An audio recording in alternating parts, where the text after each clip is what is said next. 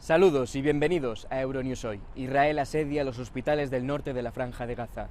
Según la OMS, los cadáveres se amontonan en el hospital de Al-Shifa. Las imágenes de bebés prematuros tratando de sobrevivir sin incubadoras han conmocionado a la comunidad internacional. Israel dice haber acabado con 200 objetivos terroristas. Los muertos en Gaza ya son más de 11.200. Mientras que en Ucrania, Kiev señala que Rusia perdió más de 900 hombres en el frente durante la pasada jornada. Ha habido nuevos bombardeos rusos en Jersón y Kharkov. El presidente Zelensky ha celebrado la apertura en Rumanía de un centro para entrenar a pilotos ucranianos F-16. Por cierto, han aumentado las víctimas mortales por minas antipersona en el mundo, según un informe del monitor de minas terrestres y municiones de Racimo. Aquí, en Madrid, en España, el Congreso de los Diputados se blinda antes de la celebración del debate de investidura de Pedro Sánchez, que empezará mañana, y debido a las protestas que se han convocado a través de las redes sociales. En Islandia, los residentes de Grindavik han ido a recuperar algunas de sus pertenencias ante el riesgo inminente de erupción volcánica. Pero hay más. Vamos con otros titulares de la jornada. Varios países de la Unión Europea se abren a la posibilidad de mandar a los solicitantes de asilo fuera de la Unión Europea mientras avanzan sus trámites. La activista rusa Ksenia Fadeyeva, detenida por presunto extremismo, es la última persona que vio al líder opositor Alexei Navalny antes de su envenenamiento con Novichok. Las minas antipersonas siguen siendo letales para personas y comunidades más de 2 décadas después de la adopción del histórico Tratado de Prohibición de Minas. Islandia registra más de 590 terremotos este lunes y se prepara para lo que podría ser la erupción volcánica más destructiva en medio siglo. La izquierda polaca presenta 2 proyectos de ley destinados a legalizar el derecho al aborto, actualmente uno de los más restrictivos de Europa.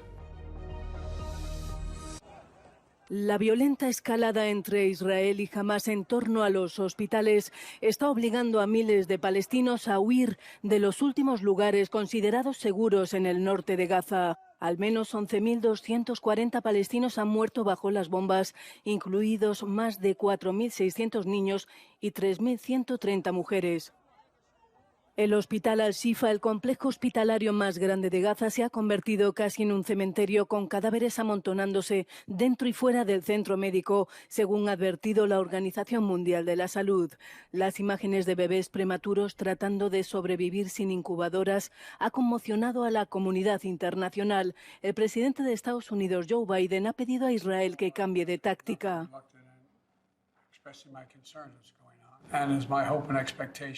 Tengo la esperanza y estoy a la expectativa de que habrá menos acciones intrusivas en relación con el hospital. El ejército de Israel ha publicado un vídeo de lo que afirma era un hospital infantil y ha denunciado que en él se ha encontrado un arsenal, así como habitaciones en el sótano donde se cree que las milicias de Hamás retenían a algunos de los rehenes que secuestraron durante el ataque inicial.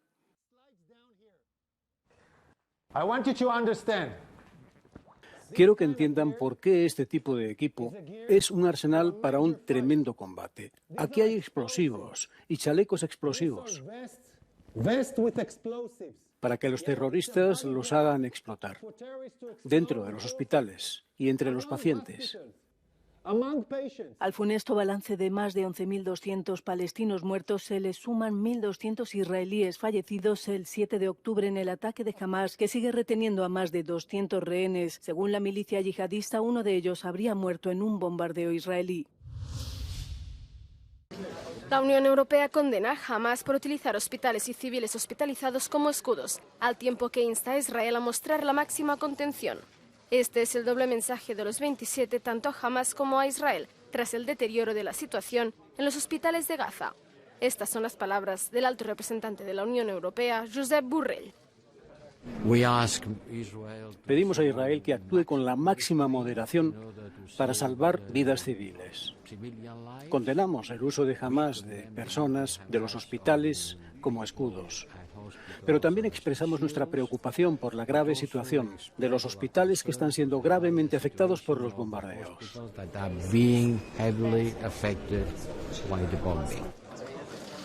Según Hamás, todos los hospitales del norte de Gaza están ahora fuera de servicio. La falta de combustible ha hecho que no haya electricidad.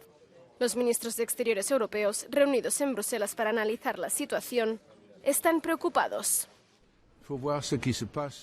Hay que ver lo que está ocurriendo en los hospitales de Gaza.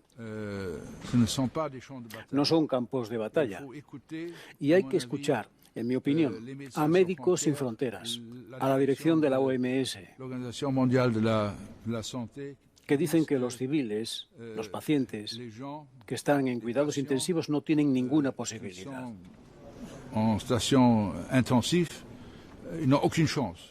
No hay oxígeno, no hay agua, no hay medicinas. Así que esta gente va a morir. Pero sigue habiendo divisiones a nivel europeo. Mientras oficialmente Bruselas pide pausas humanitarias para que llegue más ayuda a Gaza, algunos países, entre ellos España y Bélgica, piden un alto el fuego. Alemania no quiere ir tan lejos. Entiendo totalmente el impulso en esta terrible situación donde niños inocentes, personas, mujeres, madres, familias no solo están sufriendo terriblemente, sino que mueren. Entiendo el impulso de un alto el fuego. Pero los impulsos no son suficientes para ayudar a la gente, para garantizar realmente la seguridad y la paz. El alto representante de la Unión Europea, Josep Borrell, viajará esta semana a Israel y los territorios palestinos, además de otros países de la región, para iniciar un diálogo con sus respectivos líderes. 3 muertos y 6 heridos durante un bombardeo ruso contra la ciudad de Jersón, en el sur de Ucrania. Las tropas del Kremlin habían abandonado tanto la ciudad como la orilla occidental del río Dnipro en la región a finales del año pasado, pero ahora bombardean regularmente esas zonas desde posiciones en la orilla oriental. Y no solo Jersón, al parecer las tropas rusas también atacaron la ciudad de Kharkov con un sistema de misiles antiaéreos S-300 en la noche del 12 de noviembre, aunque en este caso sin causar víctimas. En Bruselas, los funcionarios de la Unión Europea trabajan en los últimos detalles de la propuesta de un nuevo paquete de sanciones a Rusia, el 12º. Desde que comenzara la invasión rusa de Ucrania en febrero de 2022, la Unión Europea ya ha aplicado 11 paquetes de sanciones para disminuir la capacidad de Moscú de financiar la guerra. Según el jefe de la política exterior del bloque, Josep Borrell, el nuevo paquete incluiría nuevas prohibiciones a la exportación, así como acciones para endurecer el tope del precio del petróleo, con el fin de disminuir los ingresos que Rusia obtiene por la venta de su combustible. El propio Borrell, reunido con el ministro de Exteriores de Ucrania, Dmytro Kuleba, volvió a mostrar un mensaje unánime de apoyo a este país. Rumanía abre un centro de entrenamiento de aviones de combate F-16 para pilotos ucranianos y pilotos de la OTAN. El centro nace gracias a la colaboración entre Rumanía, Países Bajos, Dinamarca y el fabricante estadounidense Lockheed Martin. Los primeros 5 aviones holandeses ya se encuentran en la base militar y se espera que pronto lleguen 13 más. Ya sea Ucrania o cualquier otro país, este será un lugar al que puedan venir y conectarse, y luego ser entrenados con eficacia para poder volver. También está previsto que el centro recibirá 32 aviones F-16 de Noruega en un futuro próximo. Se espera que Ucrania empiece a recibir estos aviones de combate de algunos de sus aliados occidentales en 2024. Kiev considera que los aviones fabricados en Estados Unidos son una parte clave de su estrategia de contraofensiva contra Rusia. Está previsto que la formación de los pilotos ucranianos en el centro dure aproximadamente 6 meses.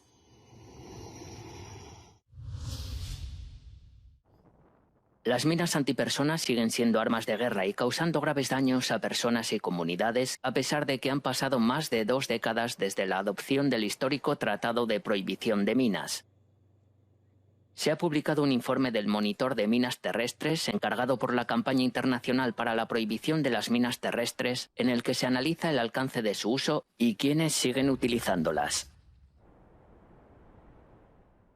El año pasado casi 5.000 personas murieron o resultaron heridas por minas terrestres. Muchas de ellas son niños. Los artefactos explosivos matan y causan graves heridas a personas durante los conflictos y mucho tiempo después de ellos. Se colocan encima o debajo del suelo y explotan por la proximidad o el contacto de una persona.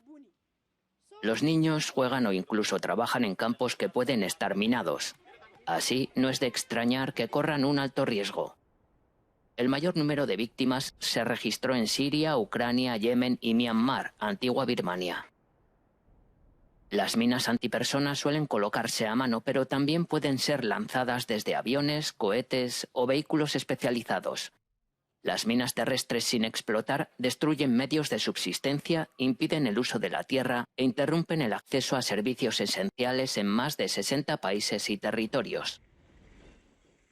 Entre los países más afectados por las minas se encuentran Afganistán, Bosnia-Herzegovina, Camboya, Croacia, Etiopía, Irak, Turquía y Ucrania. La campaña internacional para la prohibición de las minas terrestres pide la adhesión universal al Tratado de Prohibición de Minas y su plena aplicación, incluida la destrucción y retirada de todas las minas terrestres antipersona. La activista rusa Ksenia Fadeyeva, aliada del líder opositor encarcelado Alexei Navalny, ha sido detenida por presunto extremismo. Es la última persona que vio a Navalny antes de su envenenamiento con Novichok. Fadeyeva, que se enfrenta ahora hasta 12 años de cárcel, pidió en 2020 que se abriera una investigación criminal contra los servicios secretos rusos. Navalny, que cumple ahora 30 años de cárcel y ha condenado la campaña militar rusa en Ucrania, acusa al presidente Putin de ordenar su asesinato. A medida que se hace más evidente la amenaza inminente de una erupción volcánica en Islandia, los habitantes de Grindavik, un pueblo amenazado, han regresado a sus casas para salvar sus pertenencias. Tan solo objetos de valor y artículos de primera necesidad, no hay tiempo para más. En las últimas semanas, Grindavik ha sido escenario de una serie de pequeños terremotos, por lo que el solo hecho de poder volver momentáneamente a sus hogares es algo que muchos agradecen. En realidad hay una pérdida de tensión, porque ahora realmente he ido y visto mi casa por primera vez desde el viernes. Así que ahora bajó la tensión. Estoy muy emocionado, así es como me siento ahora. Las autoridades solo permitieron la entrada en la zona a 2 personas por vehículo. Para algunos se trató de una carrera rápida para rescatar a sus mascotas o comprobar en qué situación estaban sus animales de granja. Para otros, la última oportunidad de recuperar objetos irreemplazables de un gran valor sentimental. Y es que nadie sabe a ciencia cierta cuándo podrán volver a sus hogares, ni tampoco lo que quedará de ellos cuando lo hagan. Ahora mismo, la naturaleza manda. Uno de los partidos de la coalición que ahora controla el Parlamento polaco ha presentado proyectos de ley para empezar a legalizar el aborto. Las propuestas del grupo Nueva Izquierda permitirían la interrupción del embarazo hasta la 12ª semana de gestación y despenalizarían ayudar a una persona a someterse al procedimiento. Liberalizar las prohibitivas leyes sobre el aborto de este país predominantemente católico fue una de las promesas electorales de 2 de los 3 partidos del bloque de centroizquierda durante la reciente campaña electoral.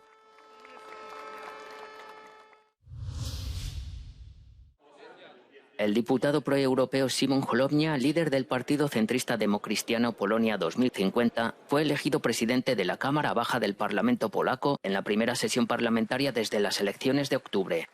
Unos comicios que la formación Ley y Justicia ganó sin alcanzar la mayoría. Los polacos, con su enorme participación, nos han dicho muy claramente, basta ya de lo que ha habido. No solamente debe cambiar el partido, sino que la política tiene que cambiar. La política empezó a deteriorarse desde esta Cámara. Su recuperación tiene que empezar desde esta Cámara. La coalición liderada por Donald Tusk tiene quórum para gobernar. Entre tanto, el presidente Andrzej Duda, elegido con el apoyo de Ley y Justicia, ha encargado a Mateusz Morawiecki, último jefe del Ejecutivo, que forme gobierno.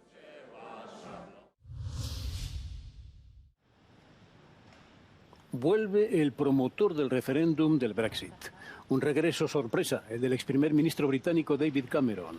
El primer ministro Rishi Sunak le ha nombrado ministro de Exteriores, en un día de profunda agitación en el gobierno del Reino Unido. Cameron ha estado extramuros de la primera línea política desde que renunció como primer ministro en 2016, al día siguiente de que Gran Bretaña votara a favor de abandonar la Unión Europea. En este comunicado en las redes sociales, Cameron dijo que esperaba que su previo mandato de 6 años como líder del Reino Unido ayudara al primer ministro Rishi Sunak a lidiar con lo que llamó un conjunto desalentador de desafíos internacionales, incluida la guerra de Ucrania y la crisis de Oriente Medio. Sunak le nombró para reemplazar a James Cleverly, que pasa a ser ministro del Interior después de que cesara a Suella Braverman, una figura del ala derecha más radical del Partido Conservador. Su cese y el regreso de Cameron han reavivado una amarga guerra interna de los conservadores que se ha desencadenado desde antes y prolongado después de la votación del Brexit. enviar a los migrantes fuera de la Unión Europea mientras se analizan sus solicitudes de asilo. Italia ha abierto el camino, otros países podrían seguirle pronto. El gobierno italiano llegó recientemente a un acuerdo con Albania para construir allí 2 centros de acogida que albergarán a 3.000 personas. Se trata de aquellos que las autoridades italianas rescaten en el mar Mediterráneo, excluyendo a menores, mujeres embarazadas y personas con discapacidad. A pesar de estar situados en territorio albanés, los centros estarían sujetos a la jurisdicción italiana, algo que podría suponer una violación de la legislación de la Unión Europea. La Comisión Europea por el momento se mantiene cauta sobre el tema. Tras casi una semana, aún no ha presentado el análisis del documento. Estamos en contacto con las autoridades italianas sobre este asunto. Acabamos de recibir el protocolo entre las autoridades italianas y albanesas y lo estamos evaluando. Así que no podremos entrar en más detalles hasta que lo hayamos evaluado completamente. Mientras tanto, la idea de externalizar los procedimientos de asilo flota por toda Europa. El gobierno alemán está explorando esta posibilidad, aun con algunas reservas por parte de los socialistas. Austria está sugiriendo a la Comisión Europea que permita mantener los procedimientos de asilo fuera de Europa, como ha pedido el ministro de Interior Gerhard Karner tras firmar con Reino Unido lo que se ha conocido como un acuerdo sobre migración y seguridad. Dinamarca fue aún más lejos, al aprobar una ley que permite mandar a los solicitantes de asilo fuera del continente, aunque todavía está buscando un país socio para aplicarla. Para este experto, la tramitación extraterritorial de las solicitudes de asilo no es una idea nueva, pero hasta ahora no ha tenido éxito. Si miramos atrás en la historia, este tipo de propuestas nunca salieron adelante por varias razones. Hay cuestiones jurídicas sobre el impacto en la protección de los derechos fundamentales, pero también cuestiones políticas, morales y prácticas, que impidieron que estas ideas siguieran adelante. Es probable que este tipo de acuerdos vuelvan a promoverse en el futuro, pero tendrán que ajustarse a las nuevas leyes de la Unión Europea sobre migración que se están debatiendo actualmente.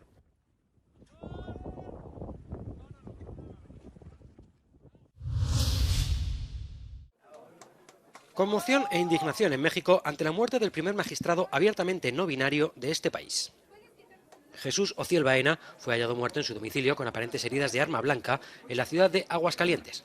Junto a Baena apareció también muerta otra persona, muy posiblemente su pareja sentimental. En Ciudad de México, miles de personas participaron en una marcha de protesta ante lo que muchos consideran un doble asesinato. Y es que Baena ya había recibido amenazas de muerte por defender los derechos de las personas LGTBI. Los investigadores del caso no descartan tampoco que se trate de un suicidio, al no haber encontrado evidencia de la presencia de una tercera persona. De momento, no obstante, no se ha llegado a ninguna conclusión. En Kenia, más de un centenar de países tratan de avanzar hacia un tratado para combatir la contaminación por plástico. En una reunión auspiciada por la ONU, ambientalistas de todo el mundo buscan lograr un acuerdo vinculante para reducir su producción en un 75% de aquí a 2040. Unos 400 millones de toneladas de residuos plásticos se producen cada año. Menos del 10% se recicla y de esa enorme cantidad, unos 14 millones de toneladas terminan en los vertederos y acaban contaminando los océanos. Taxis aéreos en Nueva York. Suena a ciencia ficción, pero está cada vez más cerca. El alcalde de la ciudad estadounidense, Eric Adams, ha anunciado su intención de comenzar a realizar viajes al aeropuerto en helicópteros eléctricos, reduciendo así tanto el tiempo de sus desplazamientos como el uso de combustibles fósiles. La iniciativa, que empezará a aplicarse en 2025 o 2026, pretende además descongestionar el tráfico, reducir el ruido y fomentar una movilidad aérea urbana respetuosa con el medio ambiente. Los taxis aéreos saldrían desde el helipuerto Downtown Manhattan.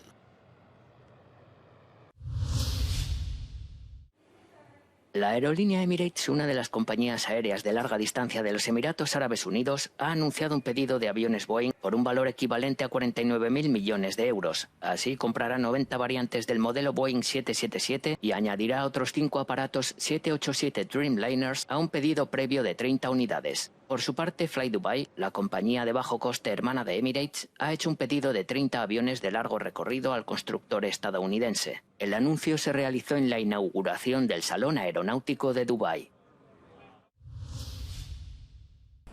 Hasta aquí el informativo de este martes. Ya saben que pueden seguir toda la actualidad del día en todas nuestras redes y plataformas. Estamos muy contentos con todo el apoyo que recibimos y por eso os me gusta.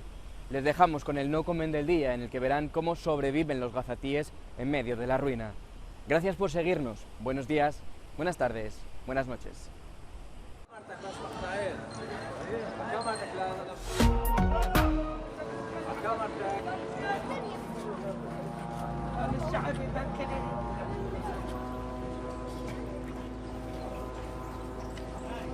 نلاقيها المكتين ونلقينا بنعمل فران عشان نعيش حسن سفيتك قطعه عريضه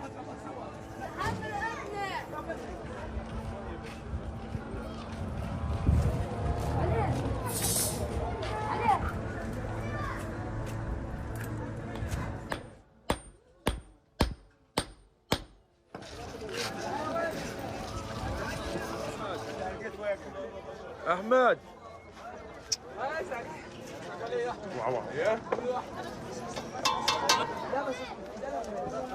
كلها ساعة واخواتك صار هي تصير على المصاب